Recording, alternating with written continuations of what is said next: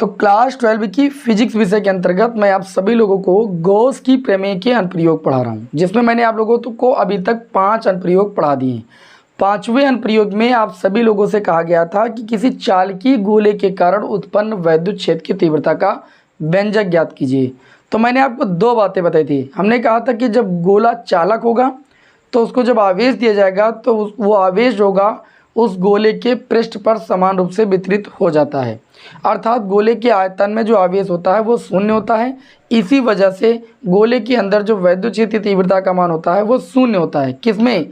चालकीय गोले में। लेकिन आज जो हमारा लास्ट अनुप्रयोग है, इसमें जो बात की गई है वो एक समान रूप से आवेशित अचालक गोले के कारण वैद्युत क्षेत्र की तीव्रता की बात हुई। यहाँ पर जो गोला है वो अचालक है। तो मैंने कहा था कि जब गोला अचालक होता है तो जब उसको आवेश दिया जाता है, अचालक गोला ठोस गोले की बात हो रही है, और जब अचालक गोले को आवेश दिया जाता है तो आवेश उसके आयतन में समान रूप से वितरित हो जाता है। अगर गोला अचालक है तो जब उसको आवेश दिया जाता है तो उसके आयतन में समान रूप से आवेश वितरित हो जाता है। तो यहाँ पर हम क्या करते हैं, हम यहाँ पर एक जो है अचालक गोला बना लेते हैं। मान लेते हैं कि जो ये अचालक गोला है इसकी जो त्रिज्या है वो आपकी कैपिटल आर है। कितनी भाई? कैपिटल आर है। इसको एक समान रूप से प्लस क्यू आवेश दिया गया है। तो चूंकि गोला अचालक गोला है तो जब इसको एक समान रूप से प्लस क्यू आवेश से हम आवेशित करेंगे तो जो आवेश होगा वो इसके आयतन में समान रूप से क्या हो जाएगा भाई? विद्यमान हो जाएगा, क्योंकि अचालक गोला है। अचालक गोले के आयतन में समान रूप से आवेश वितरित हो जाता है, और अगर गोला चालक होता तो आवेश इसके पृष्ठ पर समान रूप से वितरित हो जाता। अब इसी आपको अचालक गोले के कारण इस गोले से बाह्य बिंदु पर वैद्युत क्षेत्र की तीव्रता का व्यंजक ज्ञात करना है, और इसके पृष्ठ पर वैद्युत क्षेत्र की तीव्रता का व्यंजक ज्ञात करना है, और इसके आंतरिक बिंदु पर किसी बिंदु पर वैद्युत क्षेत्र की तीव्रता का व्यंजक ज्ञात करना है। 3 स्थितियों में। ठीक है, तो आप सभी लोगों को क्या लिखना है, यहाँ पर लिख लेना है कि माना हमारे पास एक क्या विलगित अचालक गोला है। ठीक है, ऐसे आप लिख सकते हो। माना क्या है, कैपिटल आर त्रिज्या का विलगित, क्या लिखेंगे भाई? विलगित। हम लैंग्वेज इसलिए लिख देते हैं कि आपको अलग से लिखने की ज़रूरत ना पड़े। ठीक है, और कम से कम लैंग्वेज लिखते हैं जिससे याद भी हो जाए। माना कैपिटल आर त्रिज्या का विलगित अचालक गोला है, अचालक गोला है जिसको या हम कह सकते हैं जिसके आयतन में, या हम ऐसे भी लिख सकते हैं कि जिसको प्लस क्यू आवेश देने पर जो आवेश होता है वो इसके आयतन में एक समान रूप से वितरित हो जाता है। जिसको ऐसे लिख दीजिए तो ज़्यादा बेटर रहेगा। प्लस क्यू आवेश देने पर उसके आयतन में एक समान रूप से वितरित हो जाता है, एक समान रूप से वितरित हो जाता है, अर्थात फैल जाता है। ठीक, अब आपको एक लाइन इसमें लिख लेना, हम याद है यहाँ पर नहीं लिखेंगे नहीं तो हो नहीं पाता है। आपको लिख लेना है, इस विलगित अचालक गोली कोश के बाहर पृष्ठ पर और अंदर किसी बिंदु पर हमें वैद्युत क्षेत्र की तीव्रता का व्यंजक ज्ञात करना है। और सबसे पहले आपको हेडिंग लगा लेना है, बाह्य बिंदु पर क्या निकालना है? बाह्य बिंदु पर हमें वैद्युत क्षेत्र की तीव्रता का व्यंजक निकालना है। ये हमारे पास एक विलगित अचालक गोली कोश है। इसके केंद्र से r मीटर की दूरी पर, कितनी मीटर की दूरी पर? स्मॉल r दूरी पर एक बिंदु P है, और हमें इस बाह्य बिंदु P पर इस गोली कोश के कारण उत्पन्न वैद्युत क्षेत्र की तीव्रता का व्यंजक ज्ञात करना है। तो हम सबसे पहले क्या करेंगे, चूंकि गॉस की प्रमेय का अनुप्रयोग पढ़ रहे हैं और गॉस की प्रमेय एक बंद पृष्ठ के लिए लागू होती है, इसलिए इस बिंदु P से होकर जाने वाला एक गॉसियन पृष्ठ खींचते हैं। बहुत बड़ी दूरी मत लीजिए तो ज़्यादा बेटर रहेगा, नहीं खींचने में बड़ी दिक्कत होती है। यहाँ पर मान लीजिए इस बिंदु P से होकर जाने वाले एक बंद गोली गॉसियन पृष्ठ की हम क्या करते हैं भाई? रचना कर लेते हैं। थोड़ा सा गॉसियन पृष्ठ अगर हमारा टेढ़ा मेढ़ा बन रहा है तो उसको आप अपने हिसाब से एडजस्ट कर लीजिएगा। ठीक है, एक बंद गोली गॉसियन पृष्ठ की हम क्या कर लेते हैं भाई? रचना कर लेते हैं। और सबसे पहले इस हम बंद गोली गॉसियन पृष्ठ से होकर गुजरने वाला क्या निकालेंगे भाई? फ्लक्स निकालेंगे।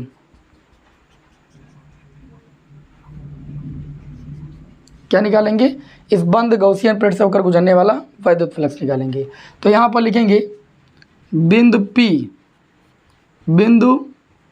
P से जाने वाले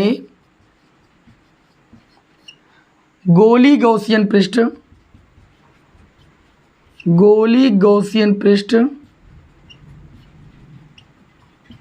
से क्या भाई होकर गुजरने वाला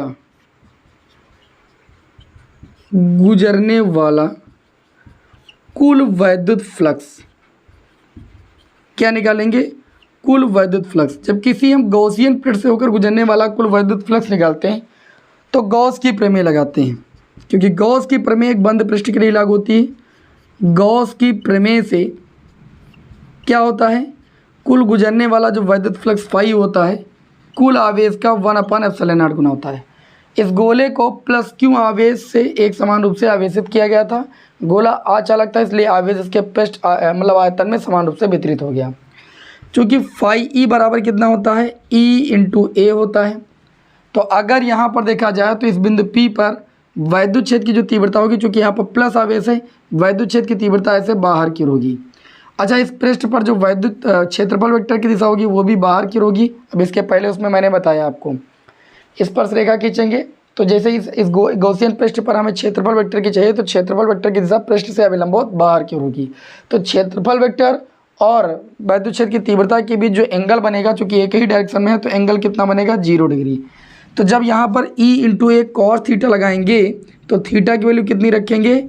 0 डिग्री रखेंगे। कॉस 0 हो जाएगा, बराबर कितना हो जाएगा? E इंटू ए।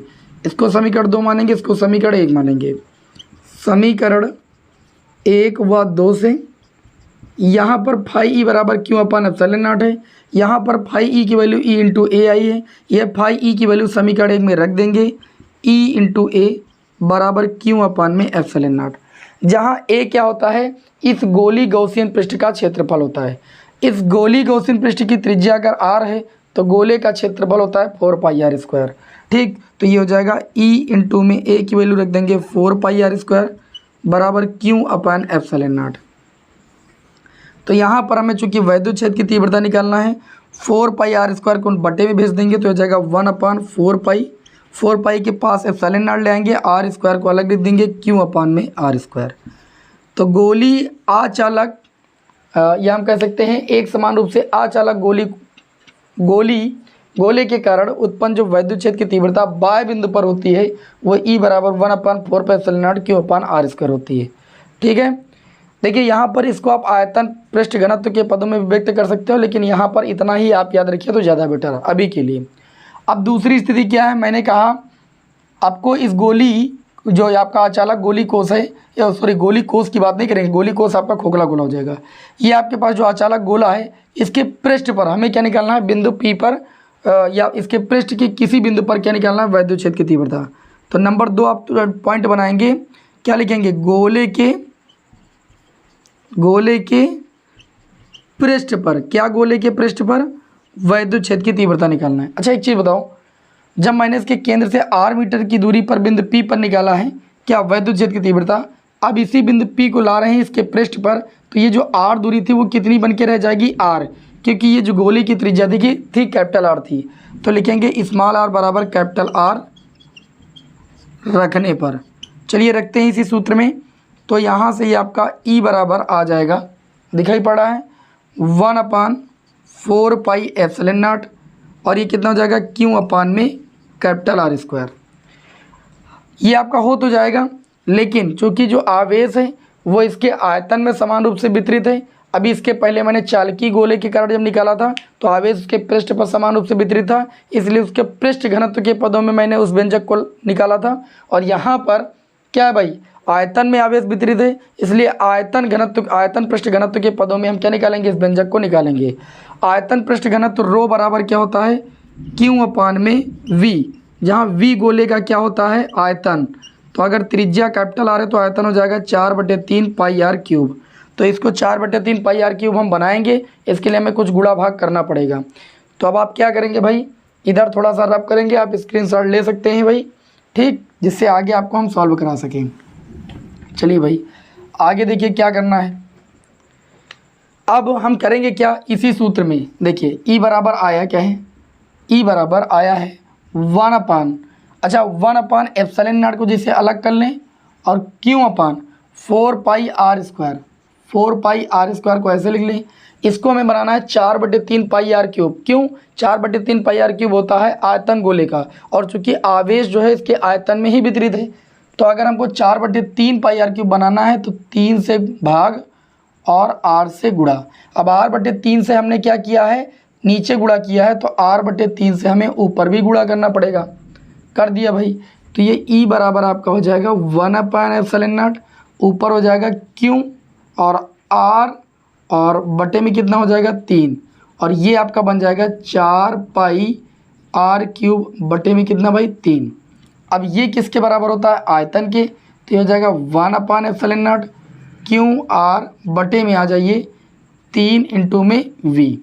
मैंने अभी बताया कि Q बटे v क्या होता है, आयतन पृष्ठ घनत्व रो, तो लिखेंगे चूँकि Q बटे v बराबर आयतन पृष्ठ घनत्व, तो जो वैद्युत क्षेत्र की तीव्रता हो जाएगी वो कितनी हो जाएगी, देखिए Q बटे में v, इसके स्थान पर आप रो लिख सकते हो, तो रो हो गया, ऊपर r है, r लिख दीजिए, नीचे 3 है और ε0 है, तो ये हो जाएगा 3ε0। अर्थात हम ये कह सकते हैं कि जो ये आपका अचालक गोला है, इसके पृष्ठ पर जो पृष्ठ के किसी बिंदु पर जो वैद्युत क्षेत्र की तीव्रता होगी वो ρr/3ε0 होगी, जहाँ रो क्या है, आयतन पृष्ठ घनत्व है। चूँकि आवेश इसके आयतन में ही समान रूप से वितरित है, इसलिए हमने आयतन पृष्ठ घनत्व के पदों में व्यंजक को निकाला है। अब इसमें तीसरी स्थिति एक आपकी आती है, इस गोले के अंदर किसी बिंदु पर वैद्युत क्षेत्र की तीव्रता।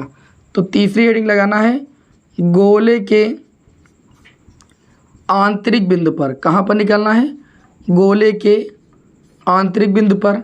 तो हम आंतरिक बिंदु पर एक अंदर इसके एक बिंदु मान लेंगे, ठीक, बहुत ध्यान से समझिएगा।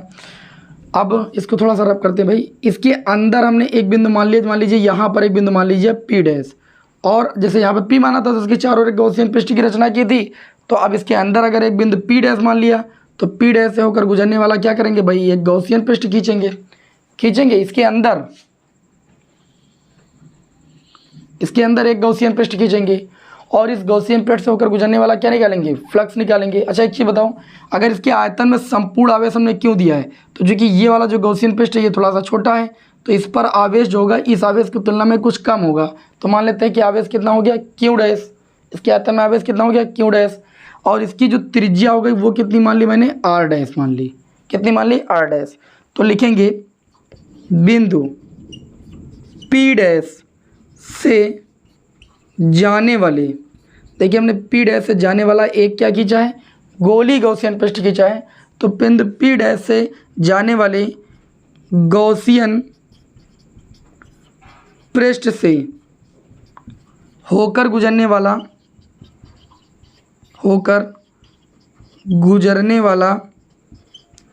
क्या निकालेंगे भाई, कुल वैद्युत फ्लक्स निकालेंगे। कहाँ से निकालेंगे, गॉस की प्रमेय से। तो गॉस की प्रमेय क्या कहती है कि जो फ्लक्स होता है फाई ई बराबर वह कुल आवेश का कितना होता है, ε0।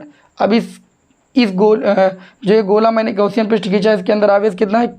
क्यों, क्योंकि देखिए पूरा आवेश क्यों था ना, इसके अंदर अगर हमने कोई गोला खींचा है तो आवेश, पूरे आवेश का कुछ ना कुछ कम है तो होगा, वो मान लेते हैं Q' होगा, तो ये हो जाएगा Q' बटे में ε0। परंतु अभी मैंने बताया आपको जो वैद्युत फ्लक्स की परिभाषा से E इंटू ए क्या होता है, cos थीटा, और थीटा इस गोले के पृष्ठ पर वैद्युत क्षेत्र की तीव्रता धन आवेश से बाहर की ओर, और क्षेत्रफल वेक्टर की दिशा बाहर की ओर, मतलब E और A के बीच एंगल कितना होगा, 0। तो फाई E बराबर कितना हो जाएगा, E इंटू में A cos 0, अर्थात E इंटू ए हो जाएगा। अब ये क्या करेंगे, फाई E की वैल्यू यहाँ पर रख देंगे, यहाँ पर लिखेंगे, तब फाई E बराबर Q'/ε0 निकाला, फाई E की वैल्यू कितनी, E इंटू ए, तो E इंटू ए बराबर Q'/ε0। हमको वैद्युत क्षेत्र की तीव्रता निकालना है। अच्छा इस गोले का क्षेत्रफल कितना हो जाएगा, ए क्या क्षेत्रफल ही तो है, इस गोले की त्रिज्या R' मानी, तो क्षेत्रफल हो जाएगा 4πr², क्योंकि 4πr² होता है गोले का क्षेत्रफल, बराबर Q'/ε0। तो हमको क्या निकालना है, वैद्युत क्षेत्र की तीव्रता। तो जब ई का मान निकालेंगे तो ये हो जाएगा 1/4 पाई ε0 और ये हो जाएगा क्यू डैश और बटे में कितना हो जाएगा आर डैश का स्क्वायर। तो वैद्युत क्षेत्र की तीव्रता का ये वाला व्यंजक हो जाएगा। अब इसको भी आयतन पृष्ठ घनत्व के पदों में निकाल लेंगे, क्योंकि जो आवेश है वो क्या है, गोले के अंदर आयतन में मतलब जो है समान रूप से वितरित, तो इसको आयतन पृष्ठ घनत्व के पदों में निकाल लेंगे। चलिए इसको रब करते हैं भाई थोड़ा सा। चलिए आयतन पृष्ठ घनत्व के पदों में इसका भी व्यंजक निकाल लेते हैं। तो क्या करेंगे, ई बराबर यहाँ पर देखिए ये आपका हो जाएगा 1/ε0, हमने इसको 1/ε0 लिख लिया और ऊपर आपका क्यू डैश हो गया और 4 पाई को आर डैश के पास ले गए, 4 पाई आर डैश स्क्वायर। अब चूंकि 4/3 पाई आर क्यूब बनाना है मुझे, तो हम आर डैश बटे 3 से नीचे गुणा करेंगे, आर डैश बटे 3 से ऊपर गुणा करेंगे। तो ई बराबर हो जाएगा, कितना हो जाएगा 1/4 पाई ε0, ठीक, गुणे में आर डैश बटे में 3, ये आगे ले आए, यहाँ बचा क्यू डैश बटे में, ये हो जाएगा 4/3 पाई आर डैश क्यूब, यही तो हो जाएगा। ये हो जाएगा ई बराबर आर डैश बटे में 3 ε0, ये हो जाएगा क्यू डैश बटे में, ये आयतन का सूत्र हो गया, आयतन तो हमने क्या बताया, क्यू बटे वी आयतन पृष्ठ घनत्व होता है रो, ठीक है। तो ये आपका आ जाएगा, इसको आगे थोड़ा सा लिख लीजिएगा, रब करना पड़ेगा भाई, जगह कम है। तो ये आपका व्यंजक आ जाएगा, आंतरिक बिंदु पर वैद्युत क्षेत्र की तीव्रता आर डैश कितना हो जाएगा, आर डैश बटे में 3 ε0 गुणे में, ये हो जाएगा रो। तो वैद्युत क्षेत्र की तीव्रता आ जाएगी रो आर डैश बटे में 3 ε0, अर्थात हम कह सकते हैं गोले के केंद्र से आर डैश की दूरी पर आंतरिक पृष्ठ पर जो वैद्युत क्षेत्र की तीव्रता होगी वो रो आर डैश बटे में 3 ε0 होगी। आपने ये देखा कि हमने एक समान रूप से आवेशित गोली आचालक गोला लिया, जिसके बाहर बिंदु P पर वैद्युत क्षेत्र की तीव्रता का व्यंजक निकाला और इसके पृष्ठ पर वैद्युत क्षेत्र की तीव्रता का व्यंजक निकाला और इसके अंदर एक बिंदु P डैश माना, उस पर वैद्युत क्षेत्र की तीव्रता का व्यंजक ज्ञात किया। आयतन पृष्ठ घनत्व के पदों में भी मैंने ज्ञात किया और ऐसे भी। हमें उम्मीद है कि आप सभी लोगों को यह डेरिवेशन अच्छे से समझ में आ गया होगा, ठीक है। बाकी कोई दिक्कत है कमेंट में आप बता सकते हैं। नेक्स्ट क्लास में आपको हम मिलते हैं। जय हिंद, वंदे मातरम।